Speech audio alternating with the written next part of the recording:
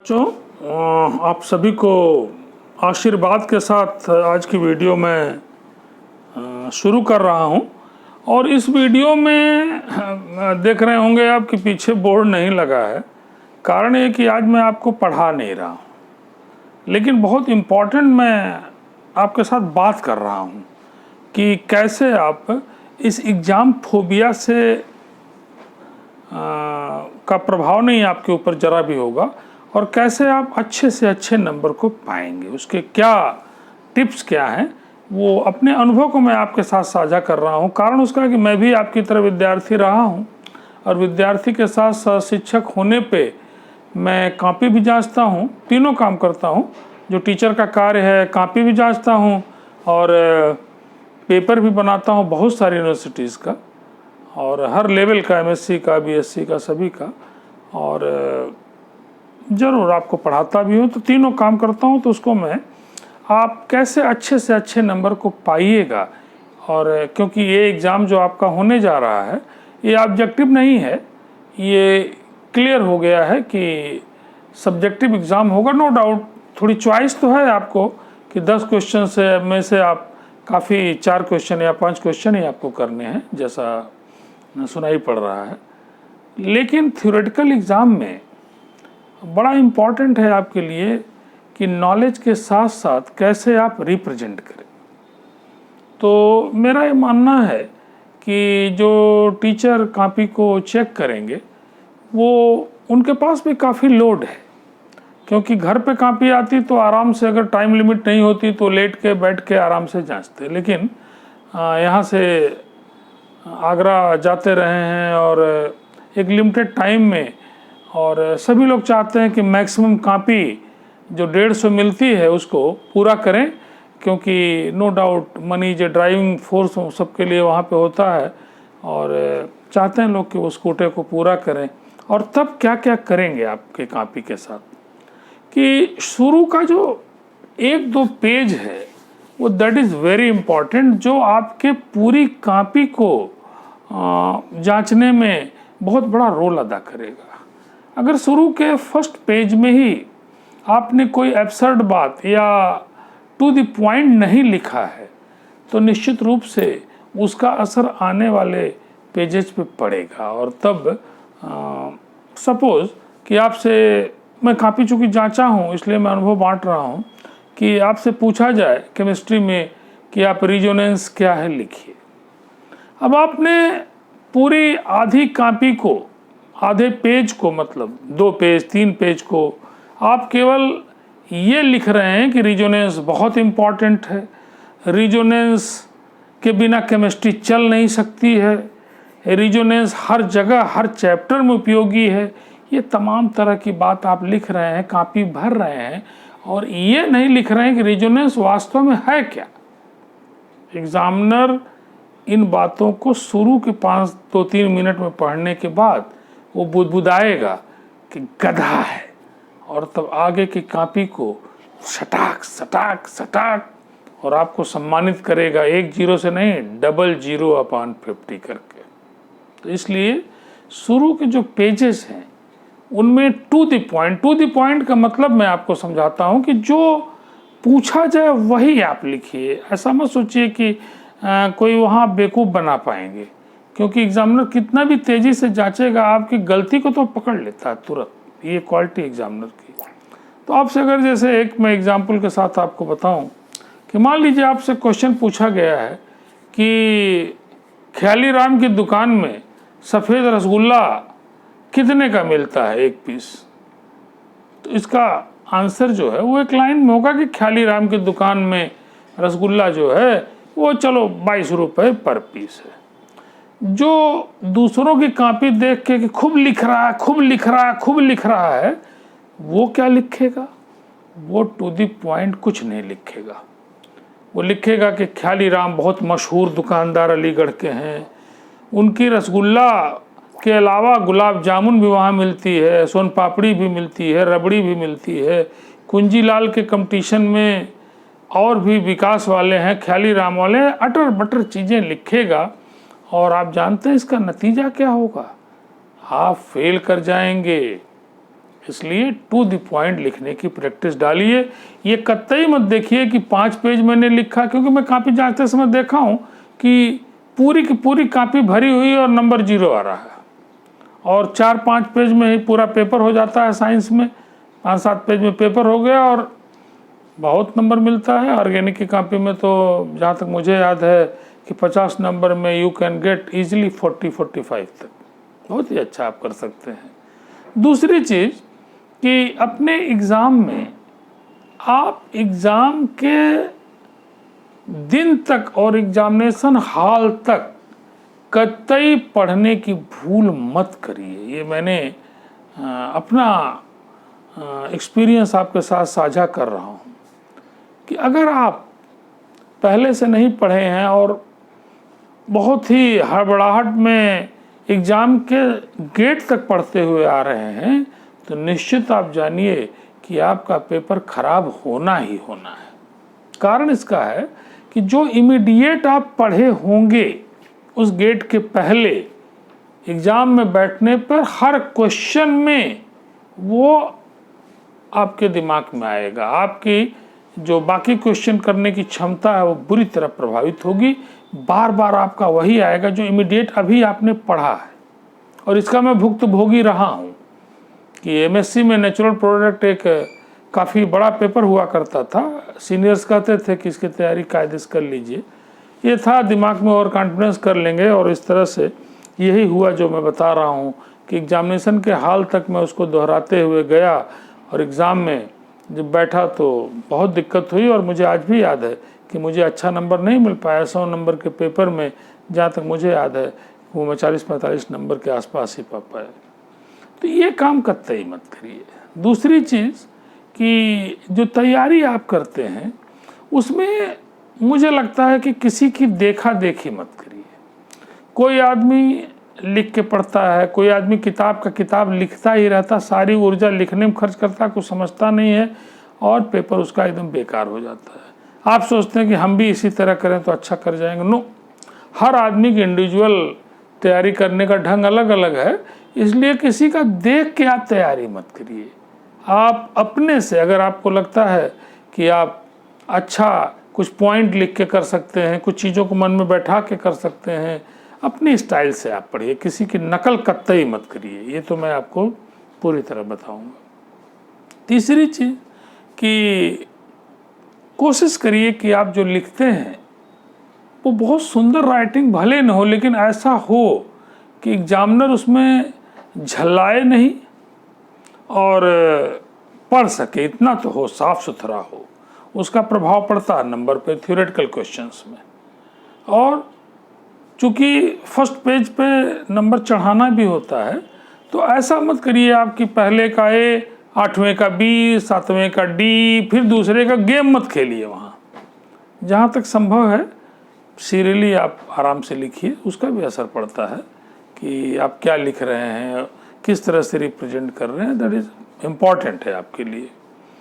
तीसरी चीज़, चौथी चीज़ जो है टिप्स में, कि आप जब तैयारी करते हैं तो खुद को पढ़िए और पढ़ाइए। ये मेरा अनुभव है कि जैसे मान लीजिए आपको हाइपर कॉन्जुगेशन या रिजोनेंस कुछ पढ़ना है, पहले खूब बढ़िया से पढ़िए। आजकल तो यूट्यूब में पूरे देश विदेश के आदमी आपके पास है, पहले वाली बात नहीं रह गई है। सैकड़ों टीचर आपके यूट्यूब पे अच्छे से अच्छा पढ़ा रहे हैं, क्योंकि वो एक तरह से चैलेंजिंग जॉब है कि क्योंकि जिसका अच्छा लगेगा उसी का आप पढ़ेंगे।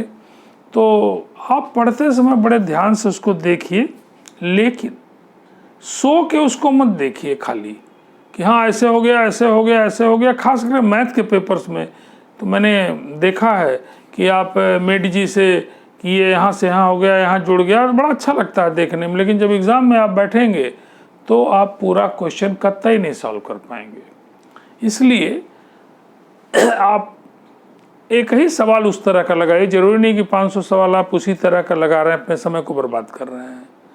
और पढ़ते समय भी नहीं कि आप जो चीज़ें आपको आ रही हैं कि इलेक्ट्रॉन जैसे उस पर माइनस चार्ज होता है तो बेवकूफ़ों की तरह आप रट रहे हैं भुआ भुआ कि इलेक्ट्रॉन पर नेगेटिव चार्ज होता है, इलेक्ट्रॉन पर नेगेटिव चार्ज होता है। इलेक्ट्रॉन, समय की बर्बादी है आपकी।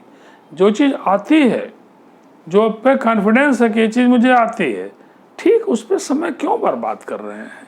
जो चीज़ नहीं आती है उस पर आप समय लगाइए, है ना। ये भी एक टिप्स है आपके लिए कि और पिछले सालों के पेपर को ज़रूर आप सॉल्व करिए। कारण उसका है कि मैं पेपर बनाता हूँ, बहुत सारी यूनिवर्सिटीज़ के पेपर बनाते समय बहुत कम पेपर सेटर हैं जो 10 दिन में कोई पेपर बनाते होंगे।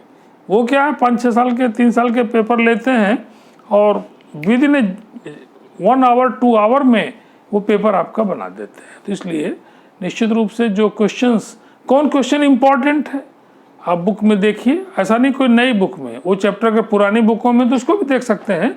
बुकों के पीछे आपको दिखाई देगा कि सागर में इसमें आया है, इसमें आया है, इलाहाबाद में आया, यहाँ आया, यहाँ। तो जो क्वेश्चन लगातार आ रहे हैं कहीं न कहीं, it means they are very important. वो इम्पॉर्टेंट हैं, वो आएंगे, वो पता चल जाता है कि क्या आएगा क्या नहीं आएगा। कोशिश करिए कि सेलेक्टिव मत पढ़िए, पूरे ही पढ़िए, लेकिन अगर लगता है कि पूरा नहीं पढ़ पा रहे हैं तो कम से कम उन क्वेश्चंस को ज़रूर सॉल्व करिए। और ख़ास करके पढ़िए ही नहीं, पढ़ने के बाद एग्ज़ाम में बैठने के पहले मुँह ज़बानी आप उसको लिखिए, कापी पे लिख के, और उसको बाद फिर देखिए कि मैंने जो लिखा है, खुद ही पढ़िए।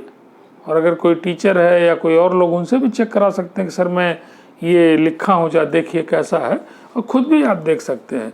ये प्रैक्टिस आपके लिए ज़रूरी है। एग्ज़ाम में जाने के पहले आप खुद को पढ़िए और पढ़ाइए। आप अपने को ही पढ़ाइए कि बोल बोल के कि ऐसे होता है, ऐसे होता है, ऐसे होता है। पढ़ते समय बड़े ध्यान से पढ़िए, फंडामेंटल एकदम क्लियर करिए। उसके बाद खास करके न्यूमेरिकल प्रॉब्लम्स में, मैथ की प्रॉब्लम्स में आप निश्चित रूप से क्वेश्चंस को लगाइए। क्यों? क्योंकि अगर आप नहीं लगाएंगे तो जितनी आसानी से आप पढ़ते हैं उतनी आसानी से वो भूलेगा भी। जो चीज़ जितनी कठिनाई से आएगी उसको जाने में, मुझे अभी भी याद है कि अगर किसी क्वेश्चंस को मैंने काफ़ी मेहनत के बाद, प्रयास के बाद सॉल्व कर लिया है तो वो सालों साल मुझे कभी नहीं भूलता है। तो इसलिए क्वेश्चंस को, चाहे मैथ के हों, चाहे फिजिक्स के हों, चाहे केमिस्ट्री के हों, किसी के भी, आप क्वेश्चंस को, पीछे के जो क्वेश्चन, उनको सॉल्व करिए। केमिस्ट्री में तो खास करके उनको लिखिए, और लिखने के बाद फिर उनको चेक करिए, सेल्फ इवेलुएट करिए। अब देखिए कि आप कितना अच्छा लिख पा रहे हैं।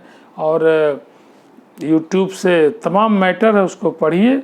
मुझे नहीं लगता कि कोई पेपर आपका ख़राब होगा और कोई आपको बैक आएगा। आप निश्चित रूप से अच्छा नंबर पाएंगे। और एग्ज़ाम में जाते समय मेरा ये मानना है हमेशा से कि विनोबा भावे के लेख को मैं मानता हूँ। मैं नहीं कहता कि आप कोई ढोंगी कर्मकांड करिए, लेकिन पूजा और प्रयत्न, विनोबा भावे का एक लेख है कि पूजा और प्रयत्न बोथ आर इक्वली इम्पॉर्टेंट। प्रयत्न के साथ साथ प्रभु पे आस्था रखते हुए आप ये विश्वास रखिए कि मैं अच्छा पेपर करूँगा। क्यों? क्योंकि आपकी कॉपी जांचने में, इसीलिए तो ऑब्जेक्टिव क्वेश्चन और कंप्यूटराइज, क्योंकि कंप्यूटर जब जांचता है तो उसके पास कोई मन नहीं है, वो एकदम जो है ऑब्जेक्टिव आपका सही गलत कर देगा। लेकिन थ्योरेटिकल क्वेश्चंस में ये देखा गया है कि अलग अलग एग्जामिनर से नंबर का वेरिएशन होने लगता है। कारण उसका है कि एग्जामिनर की अपनी नॉलेज, एग्जामिनर का टेस्ट उस समय कैसा है, उस समय मूड कैसा है, घर से वो झगड़ा करके आया है कि चिड़चिड़ा के आया है, कहीं न कहीं इसका असर निश्चित रूप से आपकी कॉपी पर भी पड़ता है। साइंस में अगर कम पड़ता तो आर्ट्स में तो बहुत ही ज़्यादा पड़ता है। तो इसलिए प्रभु पे आस्था रखिए कि जो जांचने वाला वो भी कम से कम प्रभु उसको सद्बुद्धि दे और कूल दिमाग से वो जांचे आपकी कॉपी, जिससे आपका सही इवेल्युएशन कर सके। तो इसका हमेशा ध्यान रखिए कि पूजा और प्रयत्न। इसका एग्जाम्पल कई बार पिताजी कहते थे कि आपने प्रयत्न किया, खूब बड़े मन से किया और बहुत घमंड के साथ किया, तो वो फिर गड़बड़ हो जाता है। फिर क्या है कि एग्ज़ाम के पहले ही पता लगा कि आपको टाइफाइड हो गया, कोई दिक्कत आ गई, क्या करेंगे आप? उसका कोई एक्सक्यूज़ तो है नहीं कि मैं बीमार हो गया। मार्कशीट में तो लिखा नहीं जाएगा कि आप बीमार हो गए इसलिए ख़राब हो गया पेपर। तो इसलिए प्रभु की कृपा की भी आवश्यकता है। तो सात्विक मन से आप जाइए। इन परीक्षा के दिनों में खाने का बड़ा महत्व है। खाना आप निश्चित रूप से, जो विद्यार्थी का लक्षण है कि स्वल्पाहारी जिसको कहते हैं कि अल्पाहारी अगर है वो और सात्विक है तो उसके पेपर पे इसका असर पड़ेगा। अगर आप गले तक खाना खा ले रहे हैं रात को और गरिष्ठ चीज़ें खा ले रहे हैं, गर्मी पड़ी रही है, परीक्षा आपकी पूरे 18 जून तक होगी यहाँ की, और ऐसे में अगर आपका डाइजेशन सही नहीं है तो आप कुछ भी आपको समझ में नहीं आएगा, गैस्ट्रिक प्रॉब्लम आएगी, घर वालों के लिए भी प्रॉब्लम होगी, आपके लिए भी प्रॉब्लम होगी। इसलिए इस परीक्षा में अपने खान पान को अच्छा रखिए। खान पान का अच्छा का मतलब सात्विक भोजन करिए, भूख से एक रोटी कम खाइए और इजी गोइंग खा के और तब पढ़िए। और पढ़ते समय एक साथ किसी के दिखाने के लिए कई घंटा कतई मत पढ़िए। 40-45 मिनट आपने पढ़ा, नोट बनाने को मैं नहीं कह रहा हूँ, पढ़ने को 40-45 मिनट आपने पढ़ा, उसके बाद आप जो है ब्रेक ले लिया करिए। ब्रेक के अलग अलग आदत है, कुछ लोगों को, जैसे मुझे तो ब्रेक में, जैसे मैं 40 मिनट पढ़ने के बाद तो पता लगा मुझे खाने का एक लत है कि बिस्कुट खा लिया, पानी पी लिया। ऐसे आपका भी कि 15-20 मिनट 40 मिनट जैसे जो भी आपकी क्षमता है पढ़ने के बाद आप 5-7 मिनट तक जो है रिलैक्स होके गाना सुन लीजिए, म्यूजिक सुन लीजिए, मम्मी पापा से बात भी कर सकते हैं, तो उससे रिचार्ज होंगे। और जितना ज़्यादा रिचार्ज होंगे, जितना कूल होंगे, उतना अच्छा एब्जॉर्ब होगा, उतना अच्छा आप ग्रहण करेंगे। ग्रहण करना इज़ वेरी इंपॉर्टेंट, क्योंकि it is a job of concentration. कई बार आप अगर हनुमान चालीसा पढ़ें तो आपको सालों साल पढ़ने के बाद भी याद नहीं, इसीलिए होता है कि आप पढ़ते समय कुछ सोचते और हैं, पढ़ते खाली हैं, तोता की तरह राम राम राम बिना अर्थ से जाने आप पढ़ रहे हैं, मीनिंगलेस टाइप का, वो नहीं। It is a job of concentration. Concentration कैसे आएगा? कंसंट्रेशन के लिए कूल, दिमाग जितना कूल होगा, कूल कैसे होगा? एक्साइटेशन जितना कम होगा, घबराहट जितनी कम होगी। मैंने देखा पेपरों में कि आप टाइम मैनेजमेंट नहीं कर रहे हैं और पता लगा किसी क्वेश्चन में आप फंस गए और आप जुआरी की तरह कि बस अब पार होने वाला है, बस अब पार होने वाला है, और अपने सारे समय को नष्ट कर डाले उस क्वेश्चन में, तब क्या होगा? तब आप देखेंगे कि 15 मिनट बचा है और क्वेश्चन 75% 80% बचा हुआ है। तब आप एक्साइटेड स्टेट में आने के बाद छोटी छोटी चीज़ें भी आपको नहीं आएंगी, जो आती रहेंगी वो भी भूल जाएंगी। आप 2 दूनी 4 भी अबुआ के बोलने लगेंगे, 2 दूनी 4, और पूरा पेपर अपना चौपट करके आ जाएंगे। पेपर सेटर में ये डायरेक्शन है सारे पेपर में। चूँकि पेपर में बनाता हूँ मैं, 5 साल तक इंटरमीडिएट का ऑर्गेनिक का पेपर यूपी बोर्ड का बनाया हूँ, इलाहाबाद से लेके रीवा से लेके तमाम यूनिवर्सिटी का पेपर बनाता हूँ। उसमें इंस्ट्रक्शन है कि कुछ सवाल सस्ते हों, कुछ थोड़ा उससे कठिन हो, कुछ और कठिन हो, और तब एग्जामिनर इस तरह से रचना करता है पेपर की। अगर आपके पास प्रैक्टिस बहुत अच्छी है, सपोज कि आप साइकिल से जा रहे हैं लेकिन आपके अंदर ताकत है, रास्ते में गड्ढा है, तो ठीक है, आपने इतनी प्रैक्टिस कर रखी है, इतनी पढ़ाई कर रखी है कि साइकिल लेके आप गड्ढे को पार कर लेंगे। दूसरा आदमी जो थोड़ा शरीर से कमज़ोर है लेकिन इंटेलिजेंट है, उसको दिखाई पड़ रहा है कि गड्ढा है तो बगल से हम निकल जाएं, कोई और रास्ते से निकल जाए, रास्ते उसमें रहते हैं पेपर में, निकल जाएं हम। और जो मूर्ख है वो क्या करेगा? वो बिना अपनी ताकत को समझे उस गड्ढे में साइकिल घुसा देगा, बार बार ऊपर तक आएगा, फिर लौटेगा, फिर आएगा, फिर लौटेगा, और पूरा पेपर बर्बाद करके रोता हुआ निकलेगा।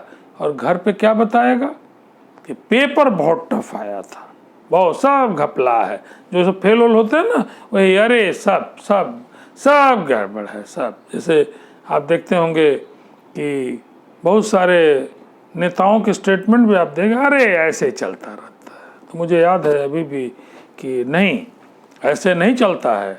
अच्छा करने वाले हमेशा ये मान के चलते हैं कि अच्छा चलता है। और इस परीक्षा के दौरान किसी भी निगेटिव थॉट्स वाले के साथ कोई संपर्क मत करिए। जो आपको डिप्रेस करता है, जो आपको कहता है अरे बीएससी क्या है, बीएससी करके तो साइकिल का पंचर जोड़ने वाला उससे बढ़िया है, और मूंगफली बेचने वाला 200 रुपया रोज कमाता है, ऐसे निगेटिव लोगों से दूर दूर तक संबंध मत रखिए।